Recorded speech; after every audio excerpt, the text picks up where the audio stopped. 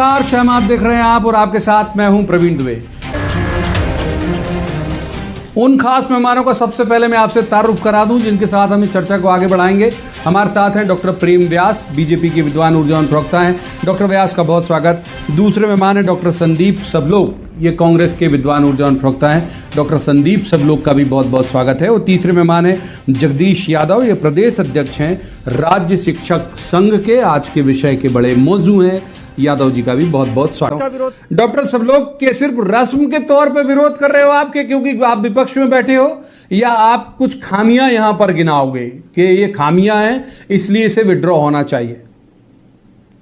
प्रवीण जी, पहली बात तो मुझे लगता है आपने प्रेम व्यास जी की तरफ से कर दी कि वो विरोध के लिए विरोध कर रहे हैं। ऐसा कतई नहीं है। किसी भी सरकार की ये नैतिक जिम्मेदारी होती है। किसी जी की तरफ से नहीं बोलता, मैं स्वयं के लिए बोलता हूँ, चैनल के लिए बोलता हूँ। बोलिए। हाँ जी। किसी भी सरकार की जिम्मेदारी होती है कि वह अपने कर्मचारियों पर भरोसा करके और उनमें कार्य संस्कृति का विकास करे। लेकिन भारतीय जनता पार्टी की सरकार ने जिस तरीके से कर शिक्षकों के साथ उनकी अटेंडेंस की सुनिश्चितता के लिए ये जो ऐप चालू किया है, इससे ऐसा प्रतीत होता है कि अपनी ही सरकार को अपने ही कर्मचारियों पे भरोसा नहीं है। आप ये देखिए कि शिक्षक जो है समाज की सबसे सम्मानित कड़ी होता है और सरकार के लिए सबसे कमजोर कड़ी। इसका मतलब ये होता है कि गांव का जो छोटा बच्चा होता है उसको कोई भी आके चपट मार दे। इस तरह की निरीह प्राणी जैसी हालत शिक्षकों की मध्य प्रदेश की भाजपा सरकार ने बना रखी है।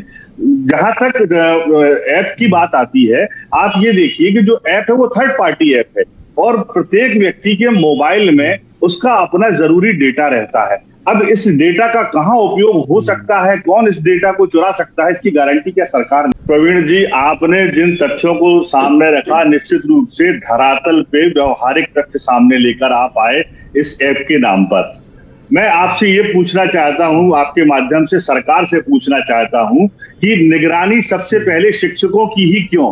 क्या पटवारी, तहसीलदार, थानेदार और डॉक्टर, जिनकी पहले समाज को जरूरत है, क्या ये समय पर पहुंच रहे हैं? इनकी निगरानी क्यों नहीं? इनके लिए ऐप अनिवार्य क्यों नहीं? दूसरी महत्वपूर्ण बात, जिन टीचर की ये बात करते हैं कि 10-20% टीचर स्कूलों में नहीं पहुंचते, मैं दावे से कहता हूं कि पिछले 10-15 सालों में यह संस्कृति भारतीय जनता पार्टी की सरकार ने बिगाड़ी है। और पिछले दिनों चैनलों में और समाचार पत्रों में इस बात को स्पष्ट रूप से बताया गया था कि मध्य प्रदेश सरकार के शिक्षा मंत्री के आसपास कई शिक्षक दिन भर गणेश परिक्रमा करते रहते हैं और वो स्कूल नहीं जाते हैं। तो इसलिए जिम्मेदार कौन है?